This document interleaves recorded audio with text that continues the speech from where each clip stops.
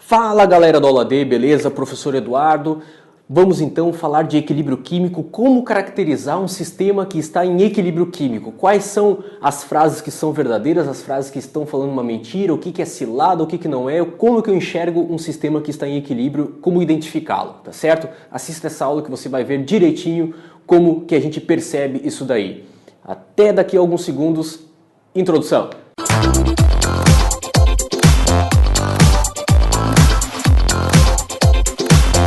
E aí pessoal, Eduardo, seu professor de Química, vamos então falar de transformações químicas e equilíbrio químico. Nessa aula nós vamos caracterizar um sistema em equilíbrio, vamos abordar legal aqui o vocabulário, aquelas frases que são verdadeiras, que são ciladas pra gente. A gente tem que entender certinho, né, as características de um sistema que está em equilíbrio químico. O que é esse tal desse equilíbrio? Bom, vamos conversar a respeito. Assim, olhando essa reação, né, um reagente A com outro reagente B, formando esses produtos C mais D, você percebe que ele tem uma flecha única apontando para a direita. Algumas reações elas são de fato assim, elas apenas têm um sentido, mas também existem reações que têm duplo sentido, né? Tem uma flecha para a direita, mas também tem uma flecha para a esquerda, e essas são as reações que se representam dessa maneira. Elas chegam até um estado de equilíbrio, e elas chegam até esse estado de equilíbrio espontaneamente. Vamos conversando a respeito. Bom, o significado dessa flecha, tá? O significado dessa flecha é que a flecha para a direita é o que eu chamo aquilo da reação direta, é o sentido direto da reação, é aqueles reagentes se transformando em produtos. Um outro sentido, o sentido apontando para a esquerda, que seria a reação inversa, seria aqueles meus produtos, eles se juntando, eles reagindo e, digamos assim, recompondo aqueles reagentes. Então eu tenho o sentido direto e o sentido inverso da reação, tá? E quando a reação tem essa dupla flecha, nós chamamos de uma reação reversível, porque ela acontece num sentido, mas ela também acontece no outro, tá? Para explicar isso, eu trouxe aqui um exemplo, tá? Esse exemplo vai ser exatamente essa reação do N2O4 que se decompõe em 2NO2. O N2O4 ele é um gás incolor, enquanto que o NO2 é um gás de coloração amarronzada. E é através dessa decomposição, aí, dessa reação que entra em equilíbrio, dessa reação reversível, a gente vai entender aí o significado aí do equilíbrio químico. Bom, no experimento 1, o que eu tenho? Eu vou pegar 1 mol de N2O4, vou colocá-lo em um recipiente de 1 litro e vou manter uma temperatura constante de 100 graus Celsius. E nisso ele vai se decompor. Lembrando, o gás N2O4 ele é incolor e o gás NO2 é um gás de coloração amarronzada. Experimentalmente falando, o que acontece é o que está descrito aqui nessa imagem, tá? Inicialmente eu tenho um gás incolor e esse gás aqui esse recipiente ele vai adquirindo uma coloração amarronzada justamente por causa dessa decomposição que vai acontecendo. Esse gás incolor ele vai se decompondo em outro gás que tem coloração marrom. Só que daí você vai perceber, tá, que a partir desse intervalo de tempo aqui não acontece mais mudança de coloração. E ainda eu sou capaz de afirmar o seguinte: mesmo durante essa decomposição, que ao término do tempo ainda resta N2O4, ou seja, não é uma decomposição total, não é todo o gás incolor que se decompõe. Mesmo depois de passado bastante tempo, ainda vai restar N2O4. E o que eu posso afirmar a partir desse momento aqui? Eu posso afirmar que a partir desse momento tem uma coloração constante, o que me leva a crer que não fica nem mais incolor e nem mais marrom a partir desse tempo. Então eu posso dizer que as concentrações desses dois gases são constantes. Experimentalmente falando, isso pode ser observado. A coloração do N2O4, a concentração do N2O4 ficou de 0,74 mol por litro e a do NO2 igual a 0,52 mol por litro. Isso quer dizer que ele vai se decompondo, vai gerando o gás marrom, vai se decompondo, vai gerando o gás marrom, mas a partir desse tempo ele não se decompõe mais, certo? Então, o que me mostra aqui é que não tenho mais nenhuma mudança de coloração, portanto as concentrações ficaram constantes. E as constantes, no caso, nesse valor aqui de 0,74 mol por litro e 0,52 mol por litro para cada gás. Bom, esse daqui foi a decomposição, né? Eu estou falando de iniciando com N2O4, que é incolor, e gerando um gás marrom. Vamos fazer o contrário, então, partir daquele gás que é marrom para gerar o N2O4. É o que a gente vai fazer agora. Eu tenho, então, 2 mols de NO2 em um recipiente de 1 litro e eu vou manter a temperatura constante a 100 graus Celsius, que é um sistema muito parecido com o anterior, nas mesmas condições do anterior. Olha o que eu vou observar experimentalmente falando. Eu inicio com o recipiente bem amarronzado, ou seja, é o gás NO2, né? Ele está aqui bem marrom e eu não tenho nesse momento o gás incolor. E aí perceba que ele vai perdendo a tonalidade do marrom, ele vai clareando, mas também ele não vai clareando até ficar incolor. Chega um certo momento que ele para, né, de perder aquela coloração dele, ele para de tornar-se incolor, porque até um determinado momento o gás aqui, NO2, ele vai se juntando para formar o N2O4, mas chega um certo momento que não há mais formação do gás incolor. Veja que não vai ficando mais incolor. O que eu posso afirmar? A partir desse momento eu tenho uma coloração constante, só que essa coloração constante, você vai concordar comigo o seguinte, ó, como não ficou incolor no final, eu posso afirmar que eu tenho aqui uma mistura de NO2 e N2O4, porque se tivesse ficado incolor, seria, no caso de a reação ter apenas esse sentido aqui, apenas o sentido direto, ficaria incolor e não sobraria nada do NO2, mas sobra. Então, no final das contas, lá no equilíbrio, eu tenho, na verdade, então é uma mistura do NO2, que é o gás marrom, e do N2O4, que é o gás incolor. E essas concentrações constantes, elas ficam constantes igual ao que tinha antes ali, né? Igual ao experimento 1, ao exemplo 1, o N2O4 com 0,74 mol por litro e o NO2 de novo com 0,52 mol por litro.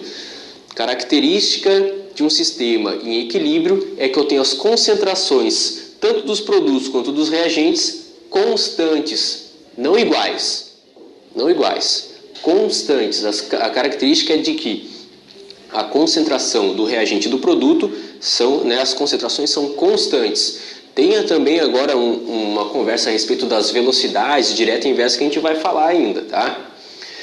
Graficamente falando, veja o que está escrito aqui, ó. Eu coloquei aqui no gráfico, tá? Um gráfico que é de concentração versus tempo, e aqui eu estou mostrando o seguinte, ó, era o gás incolor, aqui eu estou com o experimento 1, e esse gás incolor ele vai se decompondo e gerando gás marrom, e aí você percebe que no início do experimento eu tinha bastante do gás incolor e aí vai diminuindo. Por que vai diminuindo? Porque esse gás que é incolor, ele vai sendo, né, a sua molécula vai se decompondo, ele vai diminuindo a sua concentração. Na medida que ele diminui a sua concentração, porque ele vai se decompondo, é porque está formando o gás marrom. Então, ele parte do zero e vai formando. O que é esse limiar aqui, que está justamente, né, posicionado no mesmo lugar aqui desse tubo, dessa coloração que não para de mudar? Essa linha aqui, ela está apontando exatamente o momento em que as concentrações param de variar. E você vai concordar comigo que a partir dessa linha as concentrações estão constantes. Então eu posso afirmar que a partir dessa linha eu tenho o meu sistema em equilíbrio, certo? No exemplo 2, o que eu tinha? Eu tinha o gás que iniciava marrom, porque era o NO2, e esse NO2 ele vai se juntar para formar o N2O4. Nessa junção, ele vai perdendo a sua coloração, o seu tom forte de marrom, porque esse marrom ele vai se transformando num gás incolor. Então ele vai perdendo, só que ele não perde até ficar totalmente incolor, ele permanece ainda um pouco do NO2, permanece lá. O que acontece? Eu iniciei com 2 mols do gás marrom e ele foi diminuindo, e na medida que ele diminui, o meu gás incolor vai aumentando a sua concentração. Só que veja, ele não diminui até zero, ele não é totalmente consumido. Ele diminui até uma hora que ele fica constante e o meu gás incolor ele aumenta até uma hora que ele fica constante. E aí você vai perceber que o N2O4 ele fica constante a 0,74 mol por litro e o NO2 fica constante a 0,52 mol por litro, e isso é exatamente o que estava escrito no slide anterior. Ó, vou voltar 0,74, 0,52, vou passar à frente. 0,74, 0,52. Perceba que é constante a concentração e ela é igual tanto no experimento direto quanto no experimento inverso. O que eu observo nos dois experimentos, tá?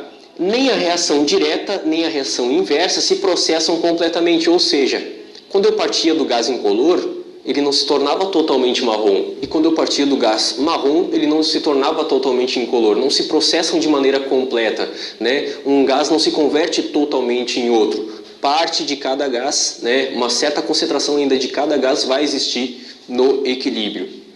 Ambas param em um ponto intermediário, e essa situação intermediária a gente chama de equilíbrio químico, que é exatamente o momento em que a concentração do N2O4 e a concentração do NO2 estão constantes. A lei não é que as concentrações ficam iguais, a lei é que as concentrações ficam constantes. Sabendo que as concentrações ficam constantes, eu posso afirmar algumas coisas, tá? Para que a concentração dos reagentes e dos produtos fiquem constantes, é porque a velocidade da reação direta ela é igual à velocidade da reação inversa. Porque dessa maneira eu consigo ter a concentração do meu reagente e do meu produto constante. Vamos parar para pensar. Se a velocidade da reação direta fosse maior que a velocidade da reação inversa, tempos a tempos, eu teria o meu produto aumentando e o meu reagente diminuindo, né? Mas não, a velocidade da reação direta e a velocidade da reação inversa serão iguais, as velocidades serão iguais no equilíbrio químico. E isso mostra que, à medida que o produto se forma, o reagente se recompõe. O produto se forma, o reagente se recompõe na mesma velocidade, tá? Então, cuidado, porque o autor da questão lá, ele vai querer te colocar nessa cilada dizendo, no equilíbrio químico sempre as concentrações dos reagentes e produtos são iguais. Não. Não são sempre as concentrações dos reagentes e produtos que são iguais, são sempre as velocidades direta e inversa da reação que serão iguais, tá? O que eu posso falar a respeito das concentrações de reagentes e produtos? As concentrações de reagentes e produtos serão constantes. Não mudam. No equilíbrio químico, a concentração do reagente constante. No equilíbrio, a concentração do produto é constante. Tá certo? Vamos falar de gráfico aqui. Como que eu olho para um gráfico? Um gráfico de velocidade das reações versus tempo. Bom, se é um gráfico de velocidade das reações versus tempo, o que vai acontecer? Eu vou ter aqui no gráfico a velocidade direta e a velocidade inversa, e o que vai acontecer? Quando uma velocidade, que é a velocidade direta, e a velocidade inversa, quando elas se igualarem, eu tenho aqui o instante de tempo em que aconteceu o equilíbrio. Ou seja, velocidade 1 e a velocidade 2, que é a velocidade direta e a velocidade inversa, estão iguais? Estou no equilíbrio. Então, velocidade tem que ser igual. Ok. Gráfico de concentrações versus tempo. Aí eu falo de concentrações de reagentes e produtos. Como é que eu penso? Olha como essa situação aqui está em equilíbrio. Como que eu observo? Existe um exato momento em que se estabelece o equilíbrio. Como é que eu sei? É porque as concentrações ficaram constantes, então está em equilíbrio. Nesse momento eu posso falar que quem está com a concentração maior? O reagente, ó. O reagente ficou no equilíbrio com uma concentração maior do que a do produto. Ok, então é um gráfico em que mostra-se no estado de equilíbrio a partir desse instante de tempo, e eu tenho no equilíbrio aqui a concentração de reagentes ficou maior que a concentração de produtos. Eu tenho ainda uma outra possibilidade, que seria no caso de eu iniciar lá uma concentração de reagentes, começa alta e ela termina, e o produto inicia no zero e termina não, falei errado, né? Fica constante a partir desse intervalo de tempo, e nesse gráfico aqui eu tenho o quê? Uma concentração de produtos que ficou maior do que a concentração de reagentes. É uma outra possibilidade. Ambos os gráficos mostram situações de equilíbrio porque tem a partir de um determinado tempo concentração igual, tanto de reagente quanto de produto. Igual não, constante, tá? A partir de um determinado tempo, concentração constante, equilíbrio químico. E ainda tem mais essa situação aqui, que também pode acontecer. Eu inicio com uma concentração dos reagentes e ela fique constante a um determinado momento. Inicio com uma concentração de produtos do zero, ela fica constante a um determinado momento. E nesse caso aqui eu tenho a concentração de reagentes igual à da concentração dos produtos. É um caso também, mas isso não é a lei. A lei é a seguinte: o que fica igual sempre são as velocidades da direta e inversa. E as concentrações de reagentes e produtos, elas permanecem constantes no equilíbrio. Tá certo? Espero que tenha gostado aí. Essa parte conceitual do estudo do equilíbrio químico é uma parte bastante importante para a prova do Enem. Fique ligado aí, assista mais aí os nossos vídeos, curte, comenta, compartilha. Se quiser me achar lá no Facebook, facebook.com/EduardoSilvaProf, tá certo? Um grande abraço e é nóis!